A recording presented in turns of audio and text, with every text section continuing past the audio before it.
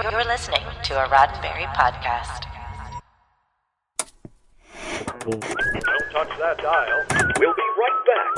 We'll have more news this evening, but first... The latest Gene-ology, a Roddenberry Podcast. Episode 74, Embezzler's Daughter.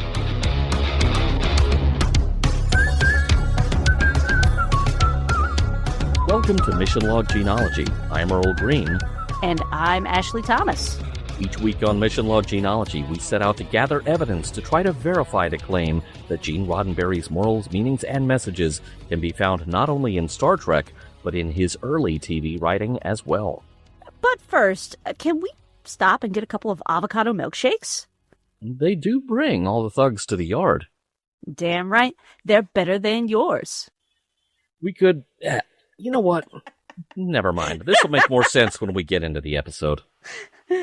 Oh, man. But before we get to trivia on this week's show, let me take a brief moment to encourage you to join our Patreon or follow us on YouTube or leave a review wherever you're listening to us. Patreon is your gateway to all things Mission Log, including exclusive access to the unedited version of our show and our private Discord where you can interact with us. And hey, we've had a few people do that here lately, and that's been really cool. Yeah, we've had new faces showing up. That's faces. Awesome. It's so cool. Patreon is your way in to do that. You get to sit as at what we were called yesterday, the quote-unquote cool kids table. So you can hang out with Earl and me on Discord during scheduled live chats, along with occasional screenings. You can access all of this for just a mere $1 a month, but of course you can always give more too if you want to do that, and we would certainly welcome that. So head on over to patreon.com/missionlog to see what tier works for you and join the conversation. By the way, folks, reviews really do help our shows more than you could possibly imagine.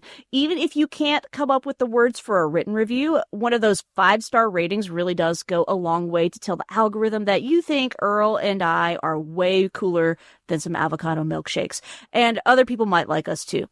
We're counting on our loyal genealogists to help us spread the word. And now, this week's trivia. As we have mentioned in the past couple of shows, Gene's sweetheart deal with Screen Gems, Columbia Pictures' television arm, wound down in the summer of 1961. He had tried his hand at numerous pilot pitches, some of which got made, but with no series behind them, and in 1960 he had actually launched the first television show he created, Wrangler, which was a summer replacement series that ran into serious production issues and didn't gain enough traction to return during the regular television season. At this point, Gene's bosses decide to start assigning him to various series already being produced by Screen Gems, rather than giving him a free hand to do his own thing. And that brings us to Shannon. A syndicated series that ran for a single season, Shannon involved the thrilling exploits of an insurance inspector for the fictional transport bonding and surety company named Joe Shannon. On its surface, that premise bears an interesting resemblance to an unsold series pitch from Gene's Ziv television days, but Gene didn't create Shannon, though it is possible that some of his leftover ideas from that Ziv pitch may have made their way into his 2 Shannon scripts. However, in this case, Gene was credited with writing the teleplay from a story by Ward Hawkins, the brother of series creator John Hawkins. Ward had written for several anthologies and variety shows, and would go on to write for Rawhide, Voyage to the Bottom of the Sea, Little House on the Prairie, and especially Bonanza, where he wrote nearly 30 episodes. Ward would also work on some of these shows as a script editor. We have 2 drafts of Gene's script dated about a month apart, one from April 20th, 1961, the other May 25th, less than a month before Gene's contract with Screen Gems came to an end. Starring as Joe Shannon was actor George Nader, a former male model who had been bitten by the acting bug while still in high school. Unfortunately, while Shannon is seldom remembered in pop culture history, George Nader's starring role in the laughable 1953 B-movie Robot Monster was something his career just could not live down. But that's not even the worst of it. George lived a low-key showbiz life as a closeted gay man at a time when that could end a career, and his longtime partner happened to be Rock Hudson's secretary. When the tabloid publication Confidential, notorious for outing people, threatened to go to press with an exposé on Hudson, The studio that had both actors under contract basically threw George Nader in front of the oncoming bus. Here, out this guy, leave our super bankable star alone. George's career was sacrificed to keep Rock Hudson bankable, and George eventually had to leave the U.S. to pursue a career in Europe. He suffered an injury in the 70s that brought his acting career to an end, but George then turned to writing, including a 1978 sci-fi novel called Chrome, which involved a man's relationship with a male-presenting android, which George naturally wrote in a positive light at a time when such ideas were not mainstream. Rock Hudson didn't forget what happened to George's career. When Hudson died of AIDS in 1985, George and his partner Mark, who were among Hudson's closest friends and confidants, were among the beneficiaries of Hudson's estate. George and Mark were together for more than half a century, and we lost George Nader in 2002. Guest starring as the Embezzler's daughter herself, we have Candy Moore as Donna Humphrey. Acting since she was 7, Candy was a frequent flyer on TV of this era. 1961 was a very busy year for her, with appearances not only on Shannon, but also in Wagon Train, My Three Sons, Leave It to Beaver, The Loretta Young Show, and Rawhide, as well as the first in a string of recurring appearances on The Donna Reed Show.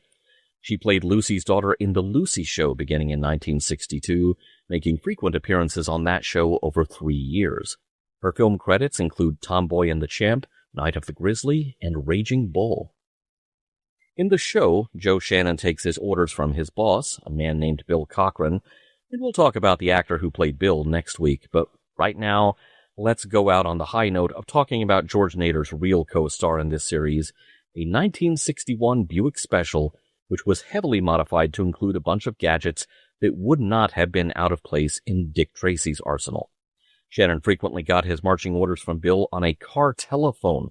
This is in 1961. He had a backup camera as well as a forward-facing camera whose prop was way bigger than your dash cam. He could dictate case notes on a dash-mounted tape recorder, but for anything he wanted to remember on the go, Shannon also had a wristwatch with a built-in tape recorder. And of course, the car had a secret compartment containing a gun. What the heck kind of insurance inspector was this guy? Was this business that dangerous in 1961? Or was the Buick outfitted by Q between doing jobs for 007?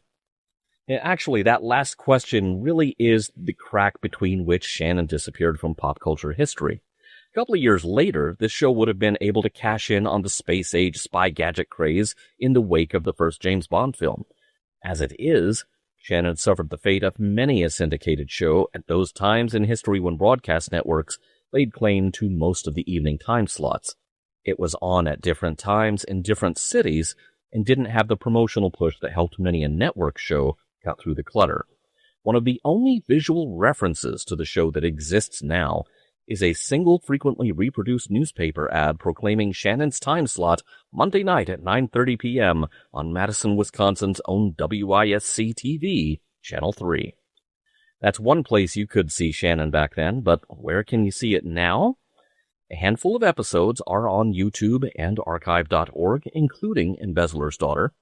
Gene's other episode of Shannon, The Pickup, is nowhere to be found. There is a bootleg DVD set in circulation with 20 or so episodes on it, so it seems as though more than half of the series exists somewhere in the hands of private film collectors. Again, Embezzler's Daughter can apparently be found on those sets, but still no sign of The Pickup or of the highly rated on IMDb pilot episode. It seems very doubtful that an official release is forthcoming at any point, but as always with gray market video finds, let the buyer beware.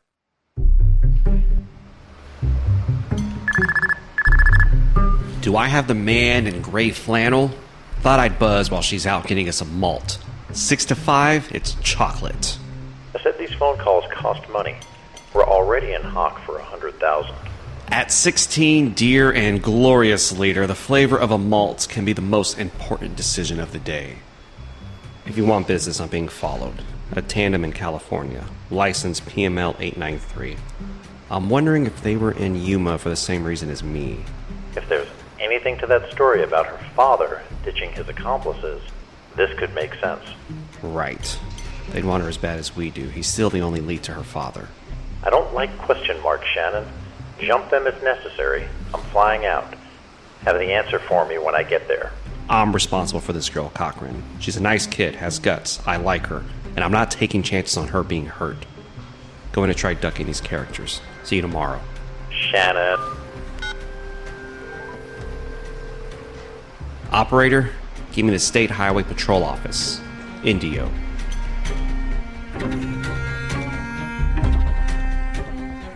Joe Shannon, an insurance inspector for the Transport Bonding and Surety Company, takes on the tough cases for his boss, Bill Cochran.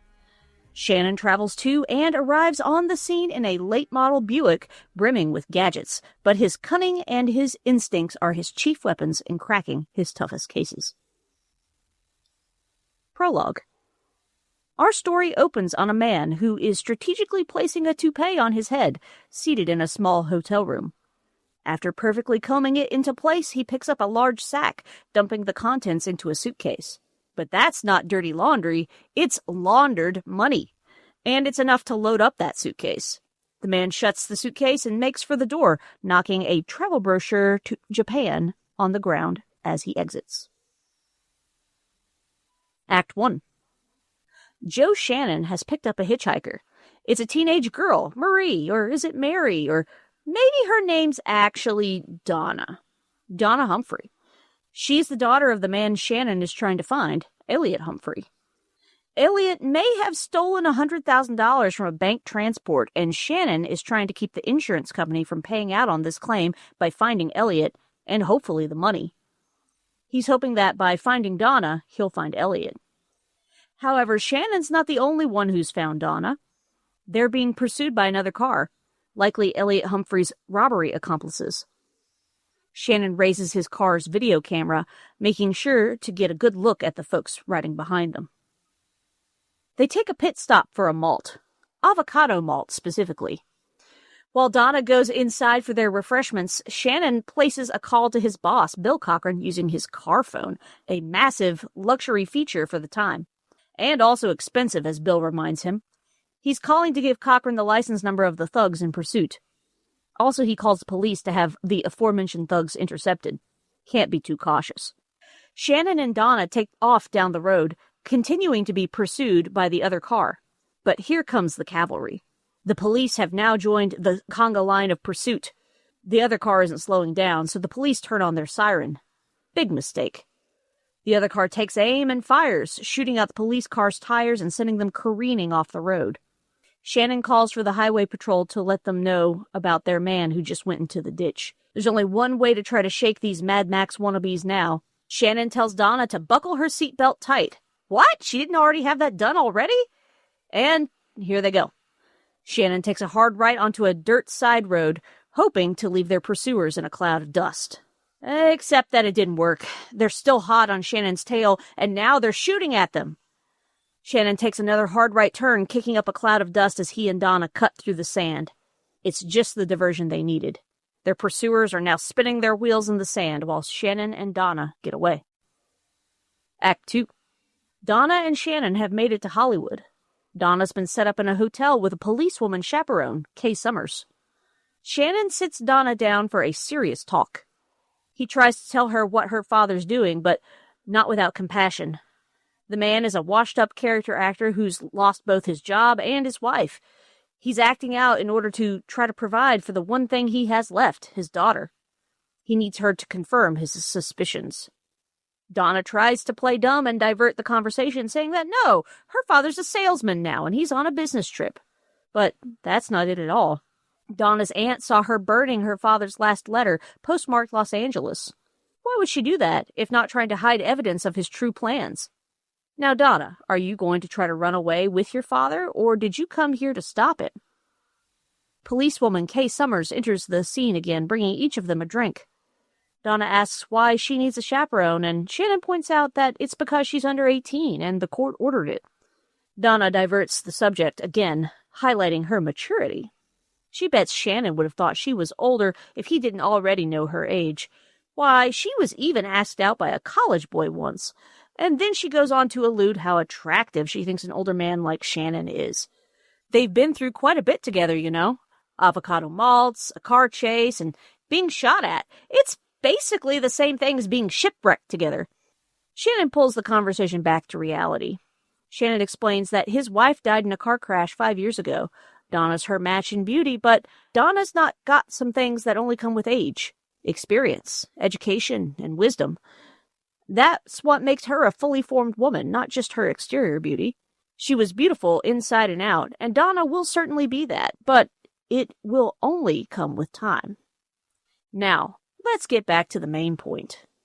Now, what if Donna were here to stop her father, hypothetically speaking, and he returned the money? Would he still go to jail? Shannon can't change that he's broken the law, but it would matter in the eyes of the court if he voluntarily returned the money. Donna wants to sleep on it. Let's talk about it in the morning. Shannon calls for Kay and advises her to keep the door securely locked. Their pursuers are still unaccounted for. He heads out for the night, leaving the ladies to their court-ordered girls' night. Later, Shannon and his team get a look at the footage he got earlier in the car. Stug Carter is in the driver's seat and Homer Jackson is riding shotgun.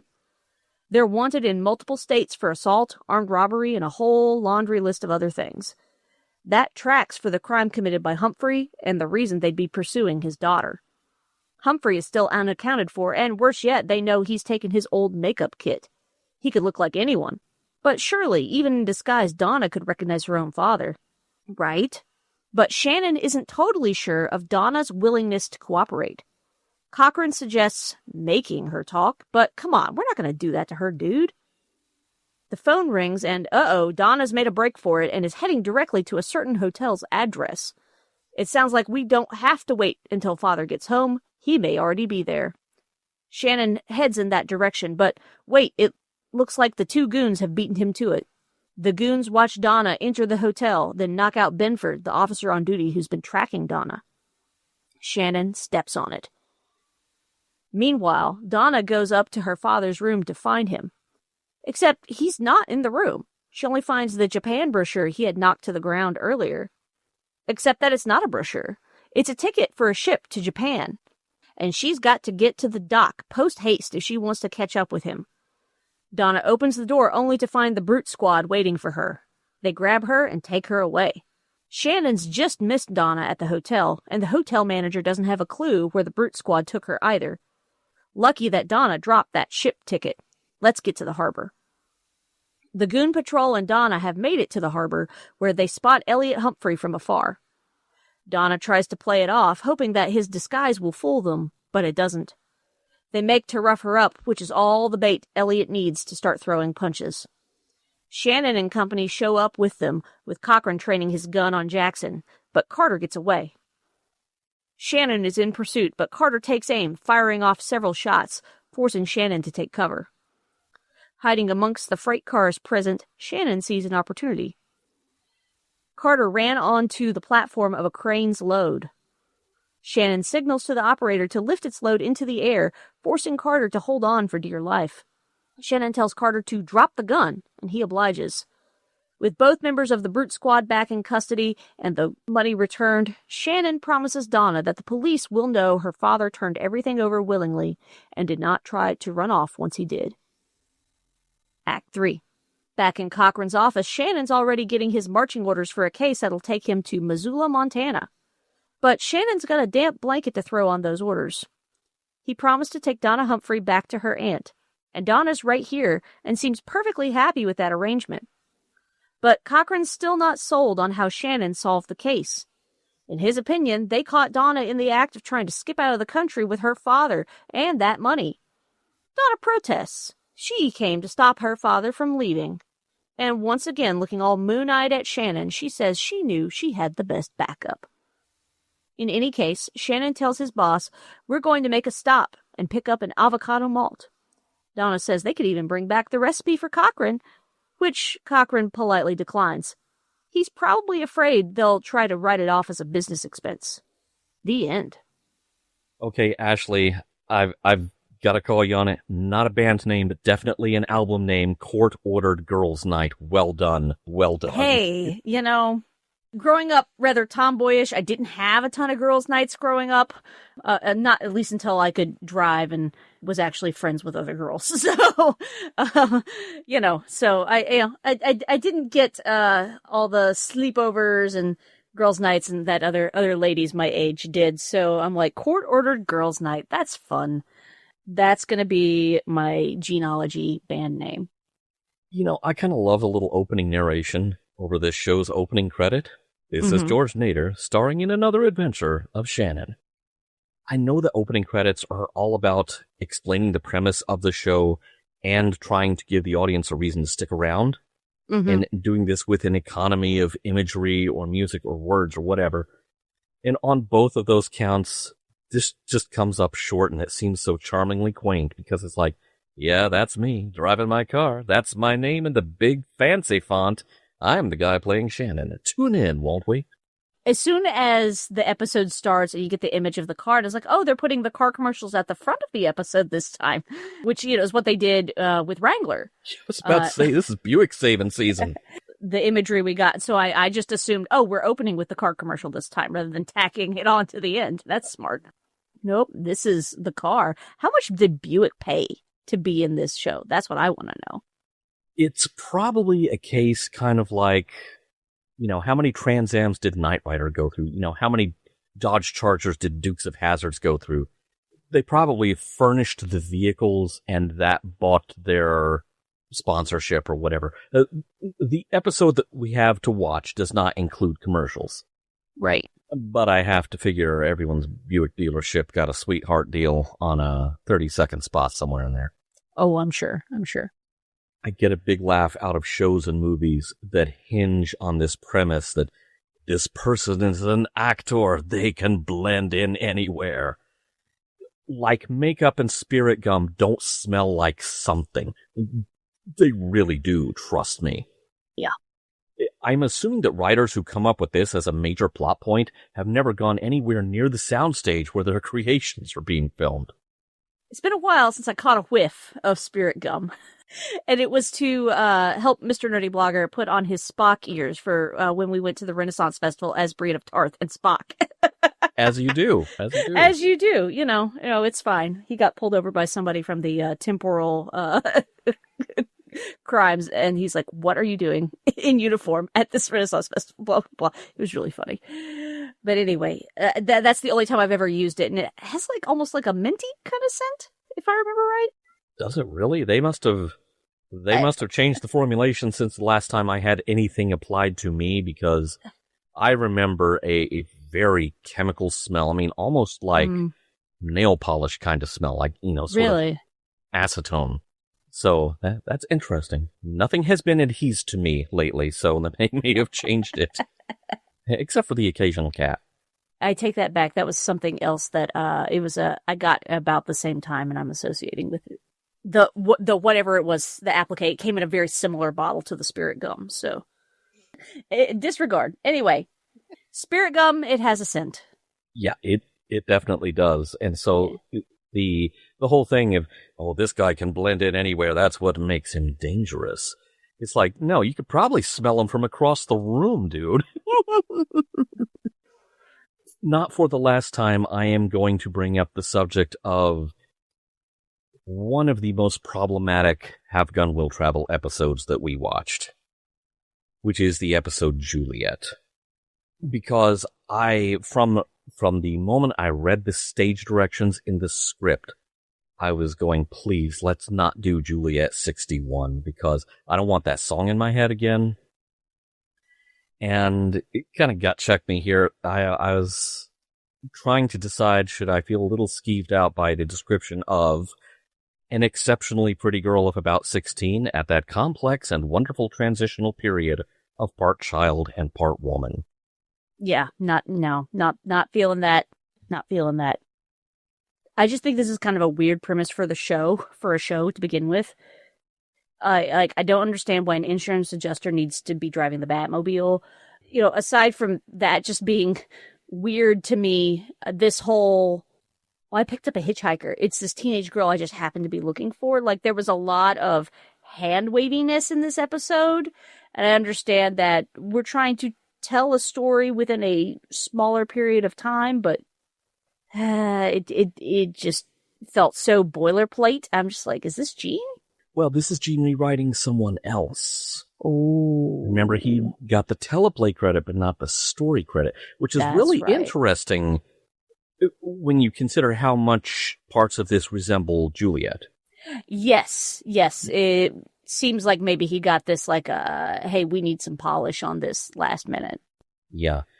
And we kind of homed in on the same thing. If this is really a high-stakes protecting a witness kind of thing, I really have a hard time believing that, oh, she's going to be hitching a ride and I've got to be the first one to pick her up. That's the whole plan? That's a bad plan. That is leaving way too much to chance. In fact, she says the car that's chasing them, they were about to give her a ride. I don't think they were going to give her a ride where Shannon was going to give her a ride. No. And I mean, the reason this sticks out to me is just last week, Joan Crawford was going to have Loverboy kept in protective custody to keep his boss from having him offed in the night before the next day in court.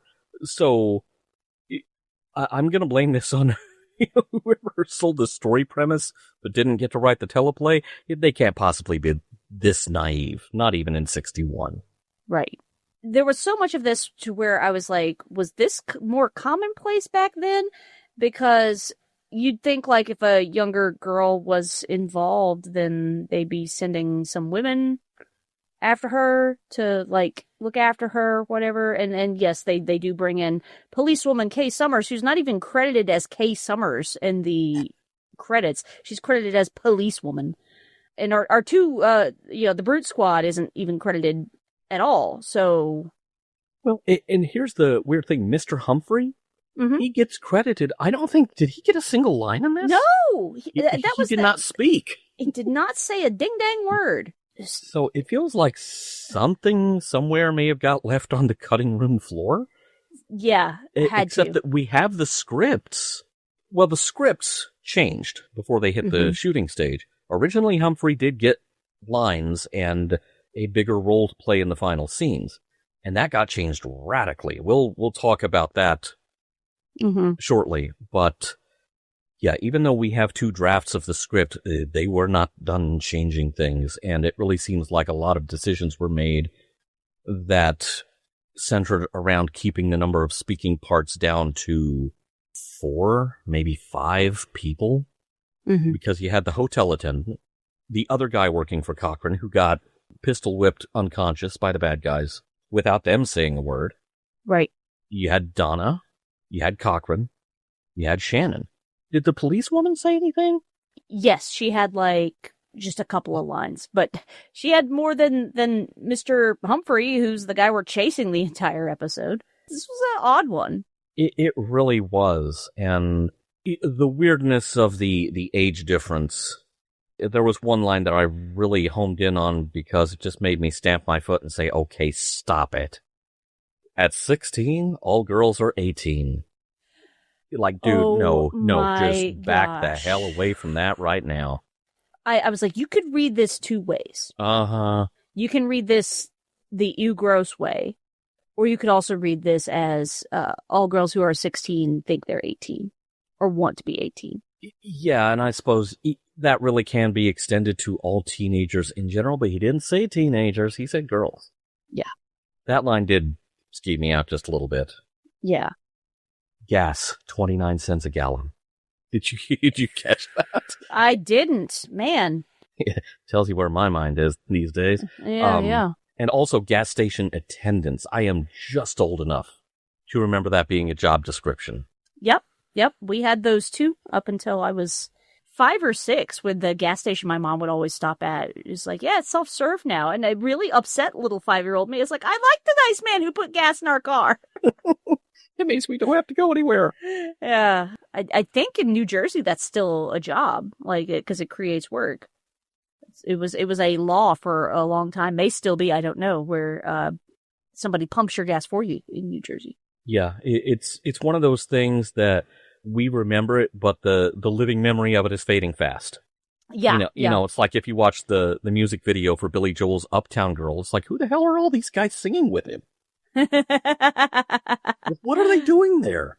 There's an interesting change in dialogue from the April draft, where Shannon says, "Your father took $100,000 that didn't belong to him, Donna. Am I telling you anything you don't know?"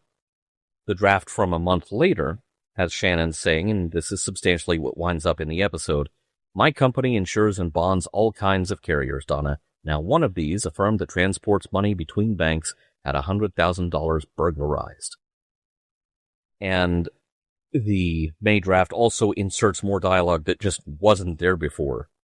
And then the filmed episode modifies that even further, so we wind up with Donna replying, "A man would have to be very clever to do that, wouldn't he?" To which Shannon responds, "Or maybe desperate, such as a father who's failed at everything, taking one final risk to give the daughter he loves all the things he thinks she should have." The new dialogue does help considerably because it answers the question that's been bouncing around in my head since the opening credits. Why is any of this an insurance inspector's problem? Right. Yes, I can see why the insurance inspector is trying to get this figured out. He's acting much more like a police officer. He really is. And Yeah.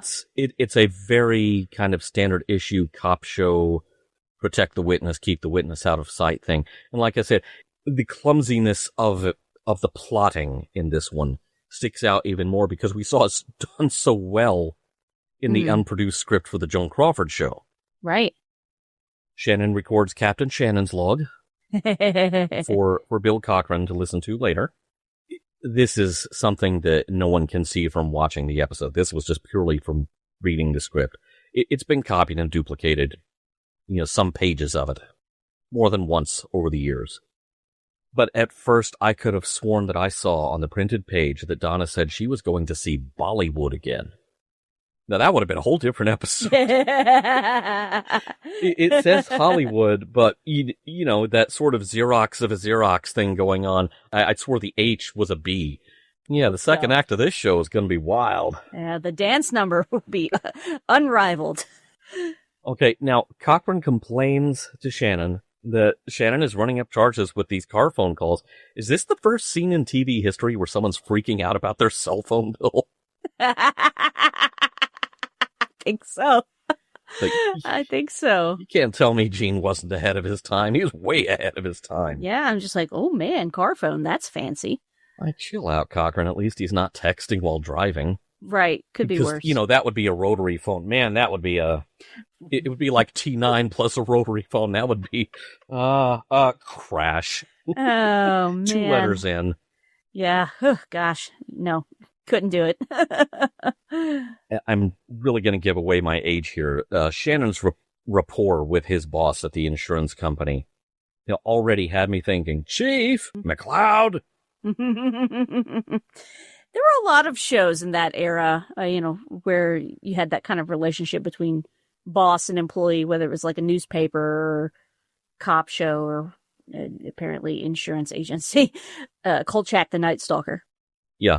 Yeah. Kolchak, at least he and his editor traded these wonderfully wordy insults with each other. Oh, it was wonderful. So good. That show did not last as long as Shannon. That, my friends, that's injustice. That is the real crime. Yeah. The moment Shannon called the highway patrol, I was like, oh, come on, please give me a Brother Crawford crossover. Yeah, 2150 by, that didn't happen. The moment the highway patrol showed up, no, it was all over for them very quickly. Shannon getting on his phone and asking the operator to connect him to the highway patrol cracked me up a bit. It's like, operator, patch me through to 411 so I can get the number to 911. I got to know, Earl, when you got to that part in the script or when you watched the episode, did you say highway patrol or however it's highway patrol? Yeah, I'd get me the highway patrol. Really, dude, operator already got you the highway patrol, and look what happened. You are up to plan F by now and not plan B. But it was more of like, hey, let them know they got a guy off the road. See if he's okay. Yeah, that would probably be a very good idea. Because I don't think these cars had airbags back then. No. And He's like, buckle your seatbelt and buckle it tight because, you're tight. How tight the seatbelt is, it's not got like the thing that catches it, you know? Yeah, okay, so about that, I did a little bit of thinking about this and went and looked some stuff up to make sure I was going to be right on this. The seatbelt usage was not mandated by law in 1961. Right. And there were still quite a few people who subscribed to the opinion that, this thing's going to hold you in place. That's going to trap you. You'll come to worse harm in a crash. And that has not been borne out by reality or, scientific study.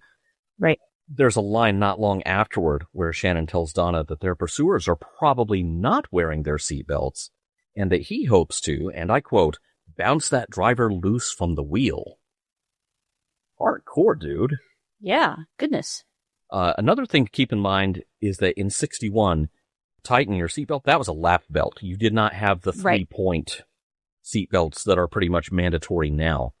And also, power steering was not a thing yet, so all those crazy turns Shannon was making, he really had to crank that thing hard right. I didn't think about the lack of power steering. I used to drive a Camry an embarrassing number of years ago, now that I think about it. At one point, my power steering went out. Mm-hmm. And I'd never driven a car without power steering before. It's difficult. And so I'm just like, in every single turn. I was once trying to back out of a crowded parking lot, and I was like, there were people waiting for my spot. I'm like, these people have to think I'm insane because I'm doing this so slowly. But I'm like, I'm sorry, the power steering doesn't work. Well, and it's worse if you're in a vehicle that is supposed to have power steering. Right. All right. I'm going to give this show plus 2,000 points. That we've got a police woman watching over Donna for the night when they stop at the hotel. Thank you for that.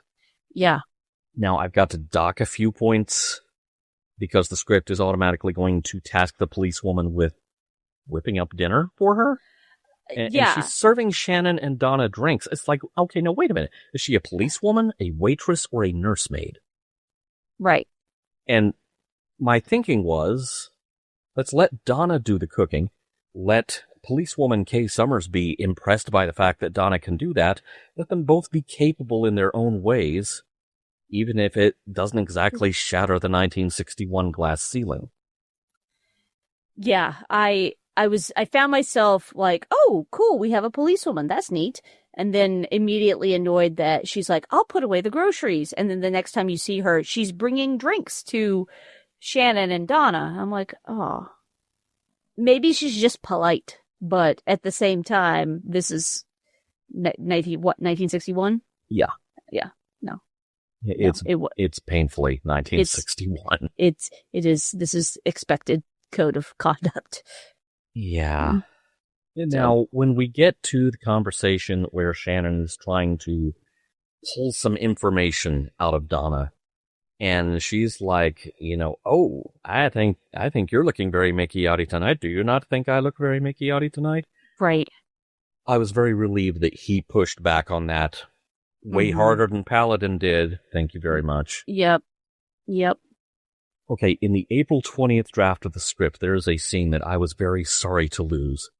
In Bill Cochran's office, the guy Shannon works for, Shannon hands him the car repair bill he racked up in that desert highway chase. And Cochran's reading it. He says, wash, lube, replace shattered windshield back window. What am I supposed to do with this? And Shannon says, I could make several suggestions. The easiest on you would be to pay it. I laughed out loud because that is almost at the same level as Joan Crawford show where we had Mr. Assistant District Attorney giving his left arm to lock up the bad guys. Right. Almost on that level. Well done, Gene. Something else that disappears after the April draft of the script. In that draft of the script, there is no hotel proprietor, but there is a down-on-his-luck bum named Smitty, who straight up calls Shannon Dick Tracy. I mean, with a car like that, I just fully expect him to start talking to his watch and say, I'm on my way. When that reference disappeared between drafts, I could kind of see someone higher up saying, you know what? There is no reason to invite the Chester Gould estate to sue Screen Gems in 50-foot tall red neon letters, right? Right. Fun fact, by the way, Dick Tracy enters the public domain in 2027, and there is nothing Warren Beatty can do to stop it. Ha ha ha. Stage directions when we get to the ship. Since this is only a passenger freighter with limited accommodations, we need not display crowds of passengers or any great flurry of activity. In translation, I'm saving you some budget. Don't hire a bunch of extras. Mm-hmm. This is a man who knows how to keep getting hired as a TV writer. And finally, I couldn't help but notice earlier in the show when we are introduced to the food item for this episode, the avocado malt. So Earl, I just Googled avocado malt just now, just to kind of see if it's a thing. Is this a thing that exists outside of this TV show? It is apparently a Filipino thing. Really? Really, really. So I wonder if this would have been considered a really off-the-path delicacy at the time, and so maybe in story terms, it's kind of a hint that Donna and, maybe by extension her father can afford these things. It definitely made me raise an eyebrow. Now I'm a little more curious. So this is because it's an actual thing.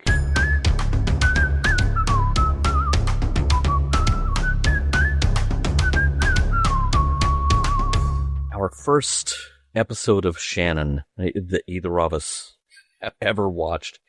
There's enough of the rest of the show that we could probably try to get the flavor of the rest of it and find out if this fits in with the series as a whole. I feel that this is probably because the story did not originate with Gene and he is polishing someone else's work. There's not a whole lot to discuss here, to be brutally honest. No, not really. Maybe the things to discuss are, that chat that Shannon has with Donna. He sits her down, breaks the news to her easily, like, girlfriend, this is not going to be a thing. I appreciate that. I do find some of the ways that he says it, like, you are her match for beauty. It's like comparing like a teenage girl to your wife. I'm like, yeah, let's not even say. Yeah, no, thank you. That didn't land. I appreciate what he was trying to do because she wants to be seen as more mature and older and blah blah blah. But still, it didn't sit right with me. Yeah, what are you thinking, dude? I'll be driving your getaway car tonight because I think a lot of our notes are on the same thing. Yeah.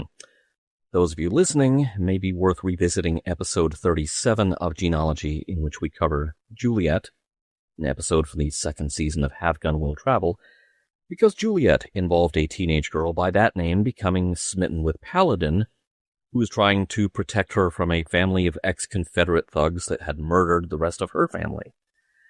We had real issues with that episode. And so it's impossible not to compare the two. Yeah. Because they both have in common, as a very foregrounded plot element, an underage girl being all doe-eyed over the pushing toward middle age star of the show. Mm-hmm. The first major issue is really more with casting than with writing. The script says Donna's a very pretty 16-year-old. When I saw the actress, my gut reaction was she looks a bit more 14-ish, especially when she is sitting in the car. Right. This casting decision makes things even more awkward than they are in the script. Right. And it's not until she gets out of the car and you see how tall she is, it's like, oh, okay, maybe this is someone who is 16. I think it's the hair and the voice. Yeah. That kind of de-ages her, has that psychological effect of kind of de-aging her in the viewer's mind. Or, thought also occurred to me, the casting director may have been trying to blunt the potential ickiness of the script that you would get if the actress was obviously older. And I don't even know how to say this without it being even potentially offensive, more womanly. Well, so I just did a quick check because I was not sure how old Candy Moore was when this aired. I looked this up too. Yeah, she was 14. She was 14. She was 14 when it aired. Yes. unless you're a literal baby or an octogenarian, I have no idea how old you are, because teenage girls now have YouTube, and so they actually know how to put on makeup and like make themselves look older than, when I was growing up and, didn't know how to still don't know how to do those things. I don't care. But still, she's definitely coming off as very childish because she's very concerned about appearing grown up. Again, we were talking in the VAM about, I am a baby face. I'm older than I look. Which is cool now, was not cool when I was 18 years old and was getting mistaken for a 12-year-old. So I could maybe see that maybe that's a situation like this, but I was also not saying oh, I'm so mature for my age. If you have to say that, then you're not. It's like Woodstock. If you remember it, you weren't there. And, I can relate to the whole thing about, teenagers want to be thought of as older. Sure. Because, I remember that firsthand when I was that age. And then, when I was 19, started losing my hair, started going bald when I was 19. Mm-hmm. And then it was like, oh, God, no, I take it all back. No. Yeah. Long story. So, it's one thing if Donna thinks Shannon looks mighty makey-outy tonight. Mm-hmm. Where this veers sharply away from the Have Gun Will Travel episode is that Shannon puts his foot down on that very firmly. Right. And also, he doesn't plant a big kiss on the girl in the last scene. Right. Unlike Paladin. So, I feel like maybe there's been some time to reflect on why Juliet was kind of cringy. And maybe ways to take the same plot and make it less icky. However, like I said, I don't know if this is the intention of the script, or if the casting director looked at the script and went, I better do something about this and cast someone even younger so it's not as icky, only now it's icky in a different way. Right. It's ironic that this is Gene rewriting someone else. Because it sounds like the other writer, Ward Hawkins, was just modernizing Juliet from start to finish. Right. For sure. I just did the math. George Nader would have been 40 when this aired. Mm-hmm. So, yeah, this is real icky. Most of the plotting seemed very boilerplate, and then they were trying to do this character work, but even the character work backfires. Okay, I have another issue with this episode, dealing with one of Gene-ology's oldest enemies. This plays out slightly differently between the two script drafts. Shannon does not help Donna when the two thugs start inflicting pain on her at the dock and she screams. Instead, he holds back and he holds Cochran back. In the April draft, Shannon says, I want to see this. In the May draft, Shannon is more direct. Wait, I promised to give her father a chance. You did? When? And in any case, there are 3 words flashing in great big red neon signs in my head, great big red letters, duty of care. Right. This girl is supposed to be under Shannon's protection, and more broadly, under the protection of the company that he works for, and that apparently Cochran is a higher up in. Neither one of them is going to do anything? I want to see this? Really? She's 16, being manhandled by a couple of thugs who may be about to put her on a conveyance that takes her out of their jurisdiction. Right. This is not a time for standing around and waiting to see if Mr. Humphrey is going to be a man. Yeah, it's not appropriate. Yeah, so just when I thought we were finally shaking off the masculinity script, it's back and keeps popping up and forcing ridiculous situations like this, which, by the way, in the script, Mr. Humphrey took a bullet to the shoulder trying to intervene with these guys. That got erased. In the final episode, he just pulls a gun on the guy, and that's the extent of Mr. Humphrey's involvement. He doesn't even get a line. Right. He gets a credit, but he doesn't get a line. So instead, we have Humphrey unharmed in the final show, and there's this weird little dead-end chase involving a magnetic crane hoist. And as silly as the detour with the crane is, I don't know. I guess I was okay with not sticking with the very old trope of, oh, they got me. Right. You know, I was trying to be a good guy and they got me. It's like, okay, yeah, I'm happy to leave that back in the days of the Western. Thank you. Mm.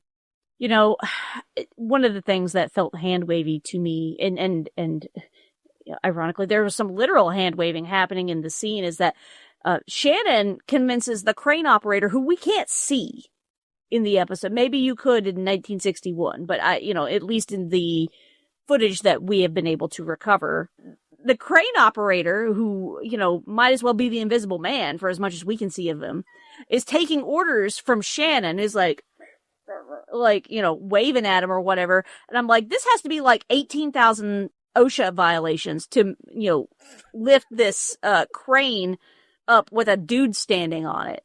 This is not realistic. This would not fly. And yet it works for 1961. Oh, I've got bad news for you. OSHA was not formed until 1971, 10 years after this show. Well, that explains a lot. That explains everything. That explains everything. Yeah, but it's like the crane operator, he's looking at all this going on, and it's like, why am I taking orders from you? What are you doing down there? Are you having a seizure, sir? Are you okay? Why are you not calling the police? Yeah. Do you... It's almost like Shannon doesn't want the police involved, because, remember there's this whole thing about, what if Mr. Humphrey gives the money back? Right. It's like the last thing they want to do is get the cops involved, and it's like, okay, so the insurance company is a law unto itself? Well, that's a preview of the future. Yeah. Yeah. Don't like it. This is just such a weird premise of a show for me. It's like, just make it a cop show, because this is basically who Shannon is. He's a detective.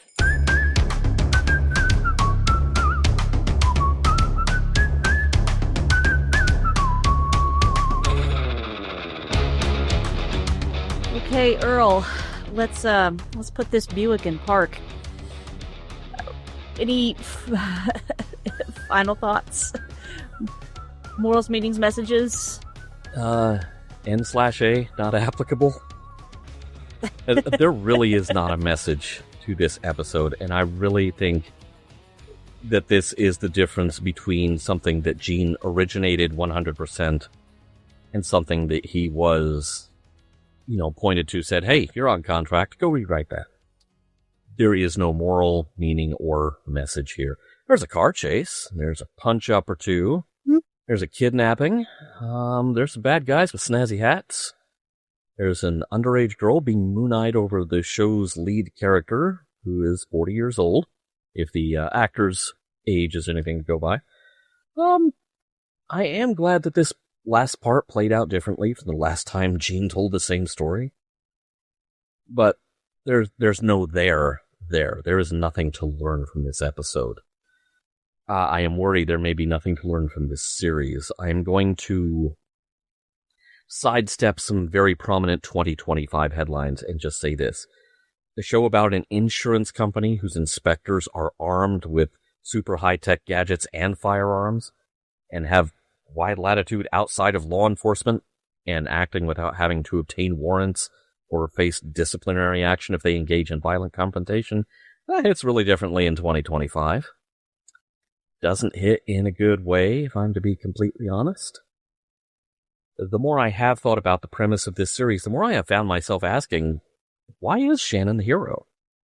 Yeah, I'm guessing the insurance racket was probably a much more innocent, less pervasive, less pernicious thing than it is in the 21st century. But I am hoping that reading the script for Gene's other Shannon episode will shine some light on why we are supposed to root for this guy, because the script says he's using his wide-ranging powers to keep his employers from having to pay out a claim. And that really lands differently in 2025 than it did in 1961, and you know what? 1961 can keep it. So, Ashley, what did you find here? Maybe I missed something. I am open to that possibility. No, Oh, no. I don't think you did, because I don't think there was anything to miss. I mean, this was a style over substance episode. It has some action. It's got like a little bit of a, traditional plot of whatever female has entered the episode must be moon-eyed over the lead, even if she's a, 16-year-old girl. It's all very boilerplate and very hand-wavy, quite literally in that last scene. Because we don't even get to see him pick up Donna as a hitchhiker. Like, we just, next we see her dad put on a toupee and leave the hotel. Next scene, he's got her in the car. And we're just kind of thrust into the middle of the action with no explanation of how or why. How would he have even known that was her? Like, there was just so much that I'm just like, but wait, if you stop to think about it for more than 3 seconds, you're gonna realize real quick this episode just doesn't work. It felt like something that was, it needed to get to print or needed to get shot and produced, because we needed something to air on TV that night. And it just, I don't think it works. I hope the other script is better than this. Yeah, but now that you mention the hairpiece, a better title for this episode, and they could have beaten Steven Spielberg's anthology series Amazing Stories to this by decades. Hell to Pay. Yeah, there's nothing exceptional here, it's really a speed bump after Two Faces West and Joan Crawford's show. Yeah. So I am hoping that there's more Gene in the remaining episode of Shannon that he wrote. And even if there isn't, we're about at the end of his Screen Gems contract. He is about to be footloose and fancy free again. And then things are going to really start getting interesting. Special thanks to the Roddenberry Repertory Players. Our cast this week featured James Herrera as Joe Shannon and Mike Richards as Bill Cochran. Gene-ology is meant to be entertaining and informative, but it's also just the beginning of an ongoing conversation about the works of Gene Roddenberry. Drop us a line at missionlog@roddenberry.com and join us on Facebook at missionlogpod. And please remember, your comments could be used on future installments of Gene-ology. If you have any material that might be of interest to us that isn't already in the Roddenberry archive, drop us a line at missionlog@roddenberry.com. Our website is missionlogpodcast.com, and Mission Log Gene-ology is produced by Roddenberry Entertainment. On the next Gene-ology, The Pickup. Special thanks to consulting producers Matt Esposito, Homer Frizzell, Rand Hurl, Tom Kozak, Julie Miller, Mike Richards, Mike Schabel, Paul Shadwell, and David Takechi.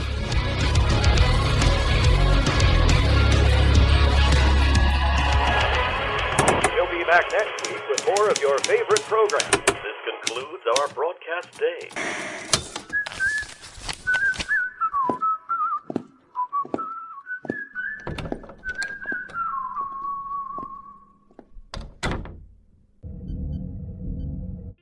This is a Roddenberry podcast.